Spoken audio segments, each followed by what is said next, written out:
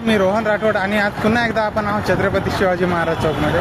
हा आपला पुसद शहर आहे आणि हा पुसद शहर सुंदर बनवण्यासाठी आपण जे रोडच्या मधोमध जे डिवायडर आहे तिथं आपण झाडं वगैरे लावलं होतं. आणि पुसद त्याची सध्या परिस्थिती अशी आहे की पूर्ण धूळ, प्लॅस्टिक आणि याचं पूर्ण ढीग साचलेलं आहे डिवायडरमध्ये. डिवायडरच्या दोन्ही बाजूला धूळ वगैरे जमा झालेला आहे आणि ही परिस्थिती सध्या इथंच नाही आहे, पूर्ण पुसदमध्ये पसरलेली आहे. माझं म्हणणं हे आहे की पुसदच्या मुख्य चौकमध्येच ही अवस्था आहे. त्याच्या कानाकोपऱ्यामध्ये प्रशासन कसं काय लक्ष देणार? आणि मेन गोष्ट म्हणजे आहे की एका माणसाने मेन चौकमध्येच एक आपलं तंबू लावून बसवलेलं आहे.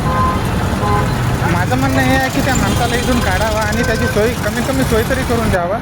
आणि जे झाडं आपण लावलं होतं त्या डिवायडरमध्ये आणि त्या फेन्सिंगमध्ये ते कचरा पूर्ण साफ करावा.